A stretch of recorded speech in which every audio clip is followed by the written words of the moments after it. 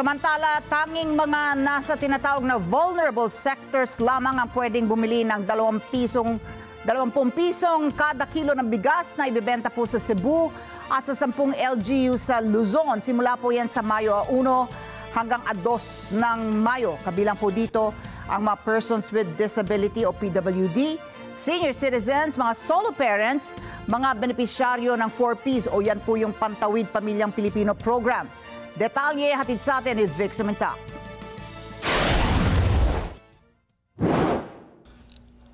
Aarangkada na bukas ang bentahan ng 20 pesos kada kilong bigas sa Cebu at sa May 2 sa mga kadiwa centers sa 10 local government units o LGUs.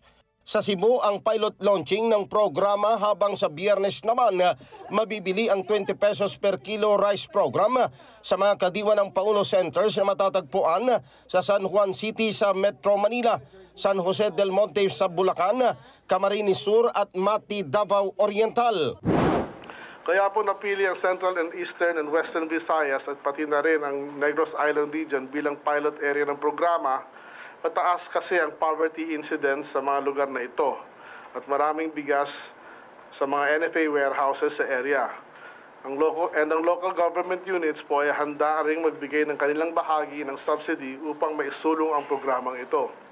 Ayon kay Secretary Laurel, ang may karapatan lamang na makabili ng 20 pesos per kilo na bigas sa mga kadiwa ng Pangulo Centers ay ang mga tinaguriang vulnerable sectors na kinabibilangan ng mga persons with disability o PWD, senior citizens at mga miyembro ng 4Ps o Pantawid Pamilyang Pilipino Program. Maximum of 30 kilos ang maaaring bilihing bigas ng mga benepisyaryo. Ang limit po ay 30 kilos kada buwan, mas mababa ng konti kumpara sa 40 kilos na limit sa Benteng Bigas Program. Maraming salamat po at magsama-sama po tayo upang maging matagumpay ang programa ito para sa kapanan ng bawat Pilipino. O narito pinayuhan ng Commission on Elections o COMELEC ang DA na pagkatapos ng rollout bukas ng 20 pesos kada kilong halaga ng bigas ay ipagpaliban muna ito at ituloy pagkatapos ng eleksyon. Conditions na sinasabi natin, public place, walang ipagbabawal na media sa mga distribution o yung pagbebenta kung saan man. At the same time, dapat may exemption din ang local government unit. At kung sakasakali mo magkakaroon sila ng pagbebenta ngayon, maaaring yung mga magbebenta muna ay ang Department of Agriculture. Ngunit agad din namang nilinaw ng Poll Chief na kung ang bentahan ng murang bigas ay limitado sa mga kadiwa ng Pangulo Centers, maaari itong maipagpatuloy sa kabila ng 10-day ayuda ban.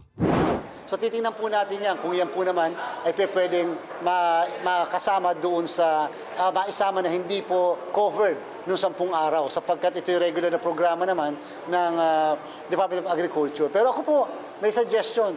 Total 10 araw naman po yun eh. So kung magbibenta po sila by tomorrow na mas mura, at least okay na po yun, nag-roll out na. Ang sunod na roll out pwede naman po after the election.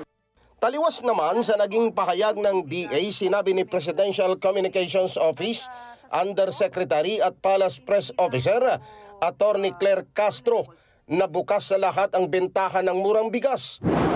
Lahat po, benting bigas, meron na. Okay?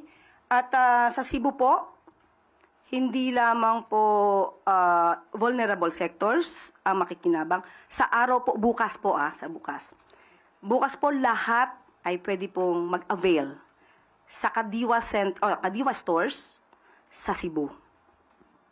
Hindi po pili, kundi lahat po na maaaring mag-avail po nito ay allowed po. Hindi po ito limited lamang sa vulnerable. Hinihintay ng COMELEC kung hihingi ng clarification ng DA kung maaaring i-roll out sa labas ng Kadiwa Centers ang murang bigas. Ano man ang magiging polisiya dito ng COMELEC, sinabi ng palasyo na handa itong sundin ng gobyerno. Kung yun po ang magiging panukala at polisiya po ni COMELEC Chair, tayo naman po itutugon. Kung hindi mabibigyan ng exemption ng COMELEC na ibenta ang murang bigas sa labas ng Kadiwa Centers, itutuloy daw ito ng DA pagkatapos ng eleksyon at magpapatuloy hanggang sa Disyembre ng taon. Vic Sumintak para sa Mata ng Agila, matatag, matapang, matapat.